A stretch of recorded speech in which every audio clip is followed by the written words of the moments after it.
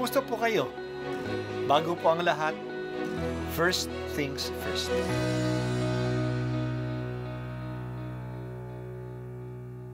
Good morning po.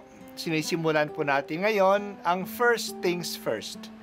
At dito po, tinatalakay natin sa unang bahagi ng umaga natin ay ang first readings na binabasa po sa banal na misa. Ito pong tinatalakay natin kasi madalas po kasi marami na tayong alam tungkol sa gospel readings. Pero konti po ang nagsasalita sa first readings. Pero ang first readings, bahagi din po yan ng Biblia, ng banal na kasulatan. Kaya susubaybayan po natin ang mga first readings. Basahin po natin at minsan kailangan ng basahin ng 2 o 3 beses bago maintindihan kasi hindi po tayo familiar sa mga istorya at sa mga kaisipan na tinatalakay dito. Ang pagbasa mula sa ikalawang sulat ni Apostol San Pablo sa mga taga-Korinto. Mga kapatid, kailangan kong magmapuri bagamat wala akong mapapala sa paggawa nito. Ang sasabihin ko naman ngayon ang mga pangitain at mga pahayag mula sa Panginoon. May kilala akong isang Kristiyano na dinala sa ikatlong langit. 14 na taon na ang nakalilipas. Hindi ko lang matiyak kung yaoy pangitain o tunay na pangyayari. Ang Diyos lamang ang nakaaalam. Inuulit ko, siya'y dinala sa paraiso at hindi ko nga matiyak kung ito'y pangitain o tunay na pangyayari. Ang Diyos lamang ang nakaalam. Nakarinig si roon ng mga bagay na di kayang ilarawan ng salita at di dapat bigkasin ni numan. Ipagmamapuri ko ang taong iyon, ngunit hindi ang aking sarili, maliban sa aking mga kahinaan. At kung ako'y magmamapuri man, hindi ako lalabas na hangal, sapagkat totoo ang sasabihin ko. Ngunit nagpipigil ako sapagkat ayaw kong humigit sa nakikita at naririnig ang pagpapalagay ninuman sa akin. Ngunit para hindi ko ipagyabang ang kamanghamanghang pahayag ng Diyos sa akin, ako'y binigyan ng isang kapansanan sa katawan na nagsisilbing pamalo ni Satanas upang huwag akong magpalalo. 3 beses kong idinalangin sa Panginoon na alisin ito, ngunit ganito ang kanyang sagot. Ang tulong ko'y sapat sa lahat ng pangangailangan mo. Lalong nahahayag ang aking kapangyarihan kung ikaw ay mahina. Kaya't buong galak na ipagmamapuri ko ang aking kahinaan upang palakasin ako ng kapangyarihan ni Kristo. Dahil kay Kristo, walang halaga sa akin kung ako may mahina, kutyain, pahirapan, usigin at magtiis, sapagkat kung kailan ako mahina, saka naman ako malakas.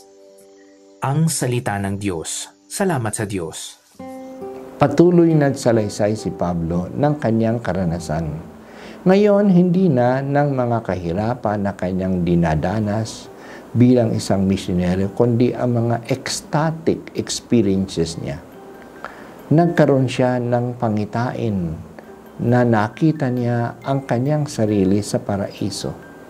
At hindi niya mailarawan ang mga bagay na kanyang nakita at narinig. Kaya mayroon ding mystical experiences si Pablo. Para hindi niya maipagmayabang ang mga dakilang karanasan niya, binigyan siya ng Diyos ng isang thorn in the flesh o pamalo ni Satanas. Hindi natin alam kung ano ito. Ito ba ay isang karanasan sa kanyang katawan? Ito ba ay tukso sa kanyang laman? Ito ba ay isang matinding problema? 3 beses siyang ipinagdasal sa Diyos, natanggalin na ito. Pero hindi siya pinagbigyan. Sinabi lang ng Diyos na hindi magkukulang ang tulong niya sa kanya. Lalong nahahayag ang kapangyarihan ng Diyos sa kanyang kahinaan.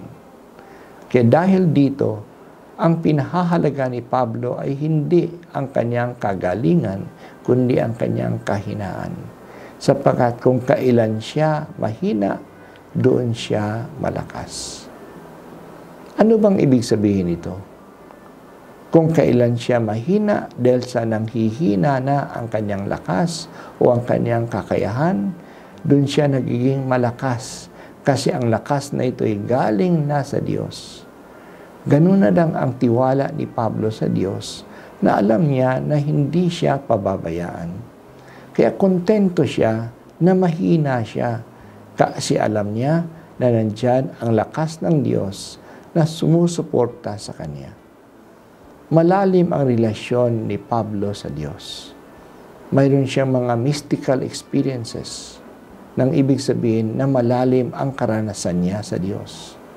Kahit na masipag siya sa kanyang mga gawain bilang misyonero, hindi lang siya trabaho ng trabaho.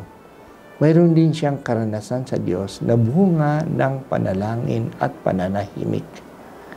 Itong malalim na kaugnayan sa Diyos ang nagbibigay sa kanya ng katatagan na hindi siya pababayaan, kaya hindi siya nababahala kung kulang ang kanyang lakas o kakayahan o ang material resources niya. Alam niya na pupunan ng Diyos ang kanyang kakulangan. O Panginoon, hindi ka nagkukulang sa pagtulong sa amin. Sa sinabi mo kay Pablo, ay sinasabi mo rin sa amin. Ang tulong ko ay sapat sa pangangailangan mo. Hindi po sana kaming bumitaw dahil sa mga problema. Sa halip, mas lalo kami kumapit sa iyo at umasa. Hindi ka magpapabaya.